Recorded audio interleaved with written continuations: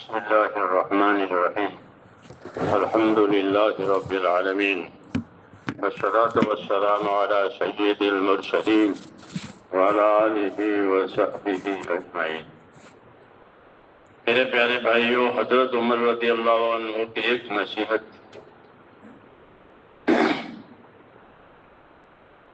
ایک مجمع جا رہا تھا سفر میں اللہ کے راستے میں، تو اس کے ذمہ دار سے فرمایا حضرت عمر نے، اس کا وہ جماعت تھی، وہ قافلہ تھا اور اس کے ذمہ دار تھے، تو اس ذمہ دار سے حضرت عمر نے ایک بات فرمائی، وہ خالی ان کے لیے نہیں تھی، ان کی باتیں تو سب کے لیے ہوتی، خلفائے راشدین کی سنتیں۔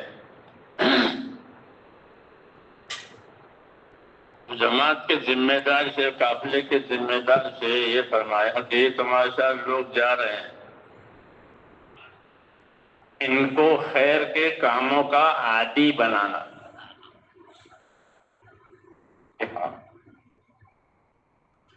ان کو خیر کے کاموں کا عادی بنانا، تو یہ بہت بڑی بات ہے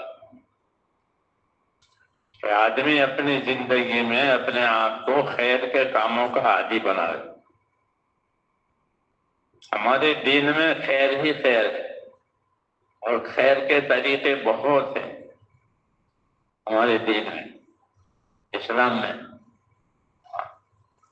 تو وہ خیر سیکھنا ہے، سمجھنا ہے اور اپنے آپ کو اس کا عادی بنانا۔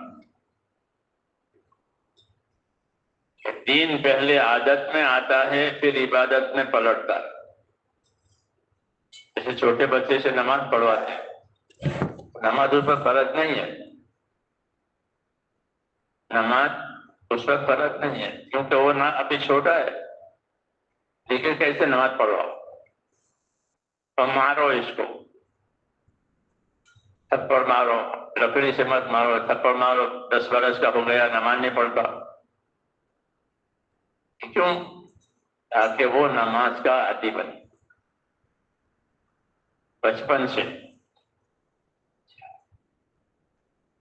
تو عادت میں دین آئے گا اور پھر عبادت میں پلٹ جائے گا، پھر جب بڑا ہوگا تو اب وہ نماز اپنی سمجھ کے پڑھے گا کہ میری نماز ہے، میرے اوپر فرض ہے۔ اس لیے حضرت عمر رضی اللہ تعالیٰ عنہ یہ نصیحت کرتے تھے کہ اپنے آپ کو، اپنے ساتھیوں کو خیر کے کاموں کا عادی بناؤ۔ اگر وہ عادی نہیں بنیں گے تو بہت سی خیر سے وہ محروم ہو جائیں گے۔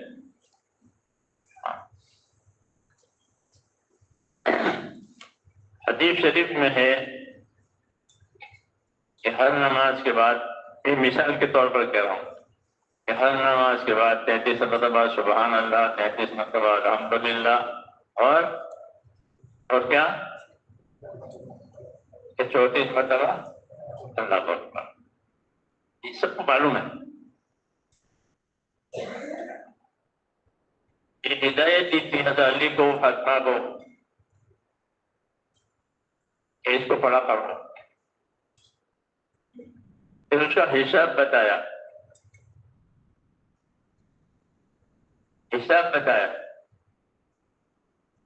کہ ہر نماز کے بعد یہ 100 ہو جاتے ہیں، 33 33 اور 34 کتنے ہو گئے؟ 100 ہو گئے نا۔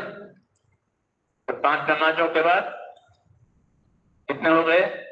500 ہو گئے، اور پھر سونے کے وقت، سونے سے پہلے اس کو پڑھنا ہے، تو کتنے ہو گئے؟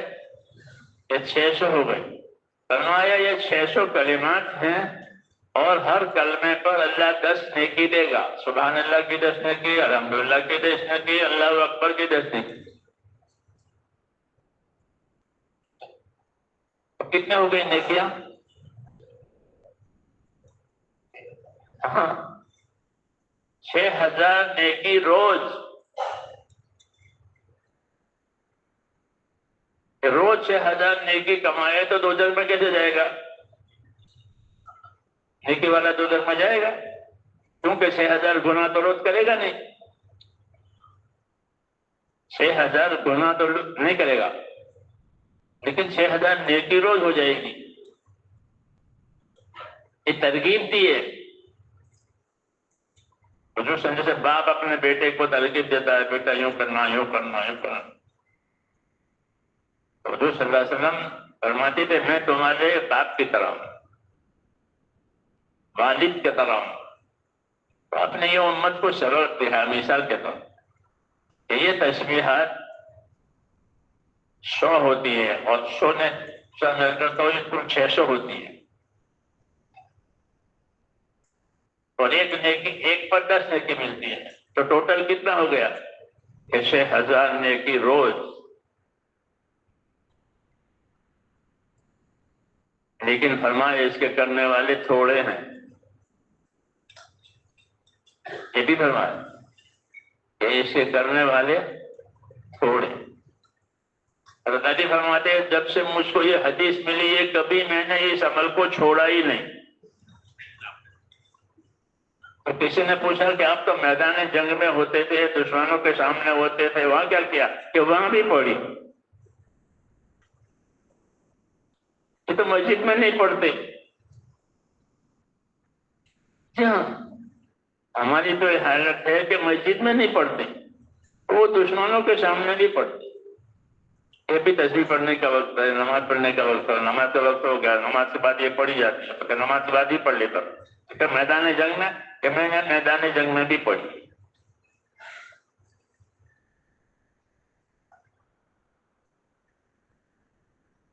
دین کا کوئی کام چھوڑنے کے لیے ہوتا نہیں، یاد رکھو.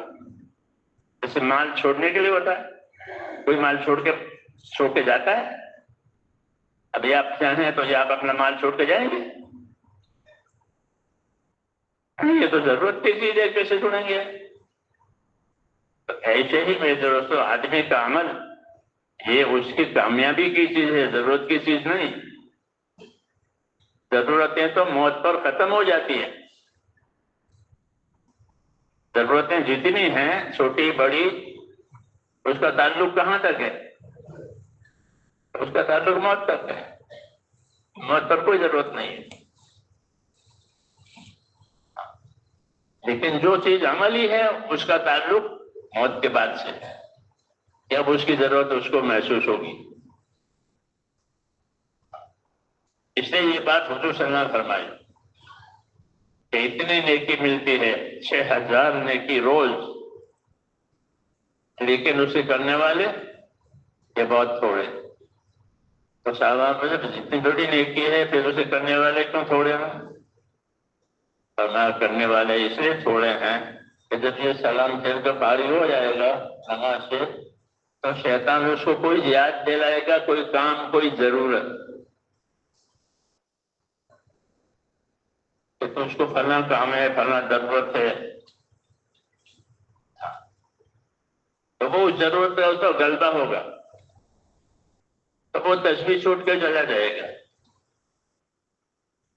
تو یوں 5 نمازوں میں تو یوں نقصان میں اتار دیا، کوئی ضرورت یاد دلائی، کوئی کام یاد دلایا. کسوں میں ہے یہ سب باتیں؟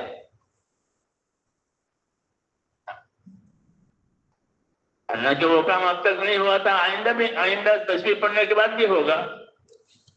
لیکن نہیں، وہ اس نے ڈالا بان تو وہ تسبیح چھوڑتے چلا گیا.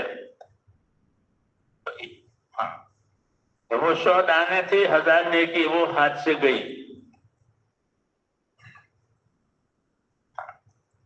ایسے سونے کے وقت میں لیتے لیتے پڑھتا ہوں، ہوش ہو گیا، اس کی آنکھ لگ گئی، نہیں پڑے گا. اتنے آسان اور 6,000 نیکی پھر کیوں تھا؟ اس کی یہ وجوہات ہوتی ہیں کہ اس کو کوئی کام یاد دلایا، کوئی ضرورت یاد دلائی تو وہ چھوڑتے چلا گیا. تو یہ باتیں اس لیے کہی گئی ہے کہ لوگ اس کی پابندی کریں. تو حضرت علی فرماتے تھے کہ یہ تسبیحات جب سے میں نے حضور سے سنی ہے یہ کبھی فوت نہیں. تو کسی سوال کرنے والے نے سوال کیا کہ میدان جنگ میں کیا کیا تھا؟ رات دن مصروف تھے دشمنوں میں، کہ وہاں بھی پڑی ہے. نمازیں بھی پڑھی ہیں، تسبیح بھی پڑھی ہے، اور یہی دین ہے میرے بھائی۔ یہ دین کوئی ایسی چیز نہیں ہے کہ ہوا ہوا نہیں ہوا نہیں ہوا، دین ایسا نہیں ہوتا تو ہوا ہوا نہیں ہوا نہیں ہوا، ہے نا؟ دین تو اس لیے اترا ہے کہ لوگ اپنے آپ کو اس کا پابند کریں۔ یہ بات نہیں ہے کہ یہ تسبیح پڑھنا ضروری ہے، فرض ہے کہ نا، یہ بات نہیں ہے، لیکن یہ ایک عمل ہے اور اس کا ایک وقت ہے کہ نمازوں کے بعد اور سونے سے پہلے اس کو پڑھو۔ اس کا وقت بھی بتایا، اس کا طریقہ بھی بتایا، ہاں، تو کیا یہ چھوڑنے کے لیے بتایا؟ اس لیے حضرت عمر رضی اللہ تعالیٰ عنہ یہ فرماتے تھے کہ اپنے آپ کو خیر کے کاموں کا عادی بناؤ۔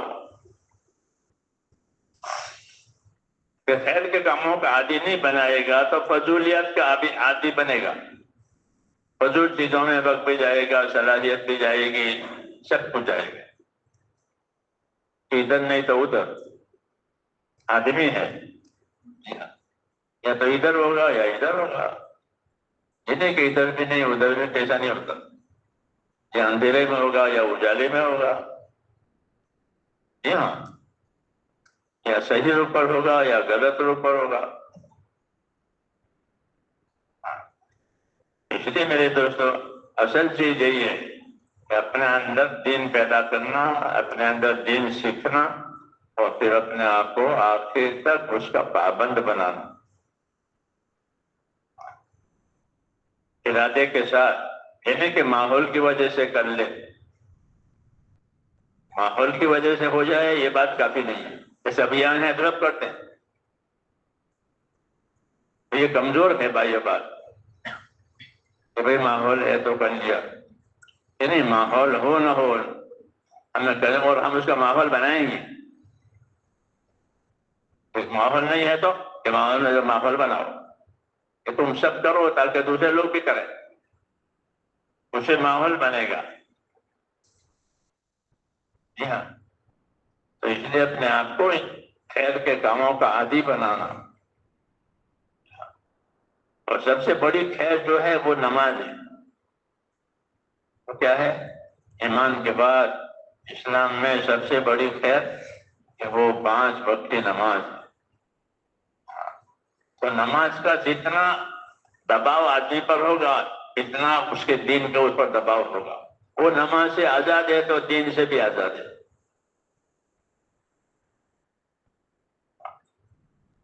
کہ نماز کا دباؤ، نماز کا وزن،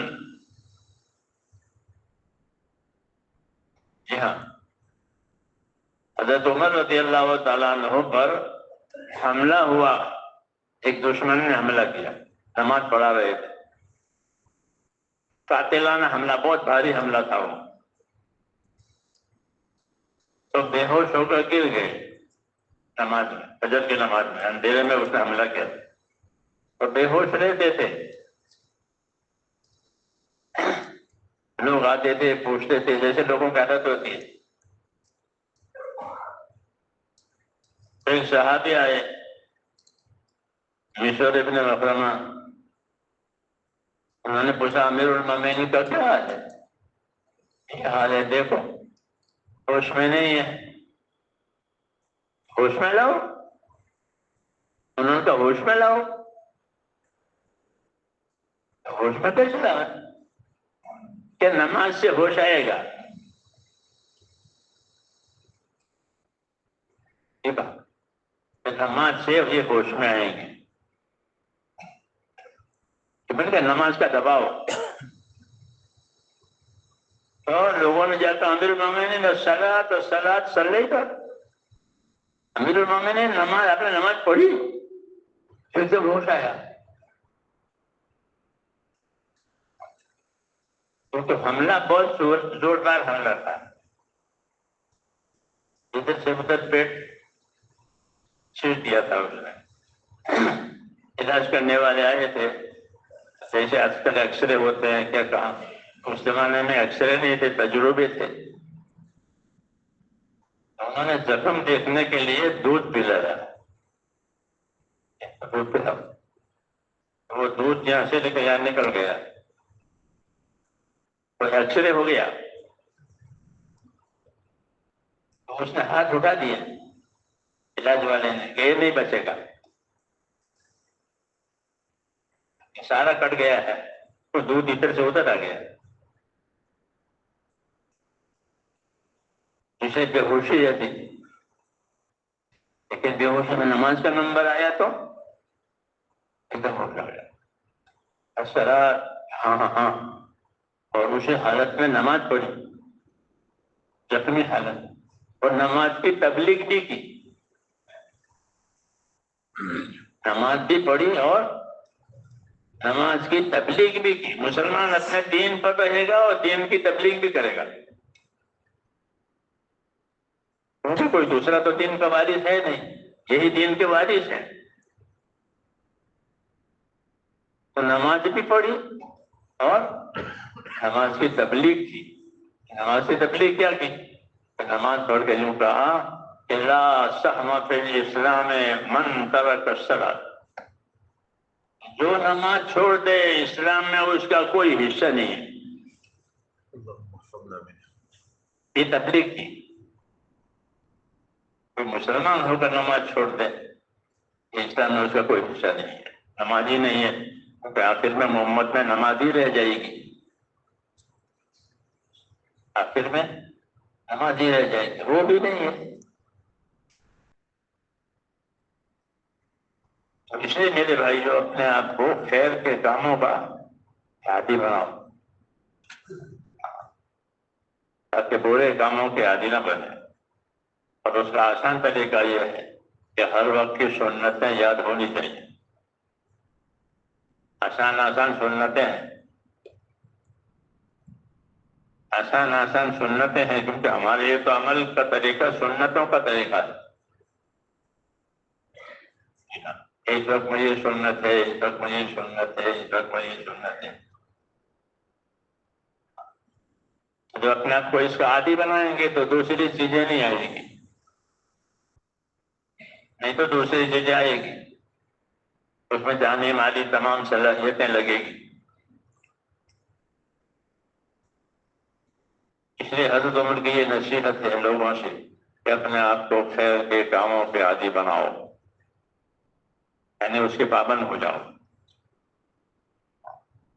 اس کے پابند ہو کر پھر اگلا کام کہ اس کے داعی بنو. کیا بنا؟ کہ اسی لوگوں کو دعوت دو، اسی لوگوں کو تعلیم دو. پھر یہ کام آسان ہو جائے گا. خود بھی پابند ہیں، دوسروں کو دعوت بھی دے رہے ہیں. یہی ہمارا کام ہے کہ اپنے آپ کو خیر کے کاموں کا عادی بنانا. اور سیکھنا پوچھنا ضروری ہے. جیسے دنیا کے کاموں کو سیکھتے بھی ہیں، پوچھتے بھی ہیں. ایسا نہیں کہ دنیا کے کاموں کو بغیر سیکھے بغیر کچھ لوگ کرنے لگ جاتے ہیں. یہاں دین میں بغیر سیکھے بغیر پوچھے لگ جائیں گے. حج کرنا ہے تو حج کو چلے جائیں گے، نہ سیکھا نہ پوچھا. ہاں جی ہاں، کوئی دنیا کا دوسرا کام آئے گا تو اس کام کے ذمہ داروں سے پوچھیں گے. کوئی سرکاری کام ہوگا تو وکیلوں سے پوچھیں گے. کوئی علاج دوا ہوگی تو ڈاکٹروں سے پوچھیں گے. کوئی مکان بنانا ہو تو بلڈروں سے پوچھیں گے. ہاں یہ رواج ہے، دنیا کا رواج ہے. تو اس کام کے ذمہ داروں سے پوچھیں گے تاکہ صحیح چیز معلوم ہو جائے. دین میں نہیں پوچھیں گے. علماء سے پوچھو مجھے کتنی زکوٰۃ دینی چاہیے، میری بیوی کے پاس اتنا ہے، میرے پاس اتنے ہیں، سمجھ پڑ کے مجھے کتنی زکوٰۃ، کیونکہ زکوٰۃ پوری ہوتی نہیں، لوگ دیتے نہیں ہیں پوری زکوٰۃ، اس لیے ان کے مالوں پر مصیبتیں آتی ہیں. جی ہاں، پوچھتے بھی نہیں کہ ہم کا مالدار ہیں، ہم کا مالدار ہیں. حالانکہ وہ مالدار ہے، اس لیے ہمارا مالدار اس کو کہتے ہیں جس کو شریعت مالدار کہے. لوگ مالدار کہیں وہ نہیں، جس کو شریعت مالدار کہے وہ مالدار. جی ہاں، تو شریعت اس کو مالدار کہے گی تو اس وقت مالداری کے حکم آئیں گے. جی ہاں، نہیں تو وہ حکم چھوڑ کے مرے گا. اور علماء سے پوچھا بھی نہیں، جاننے والوں سے معلوم بھی نہیں کیا.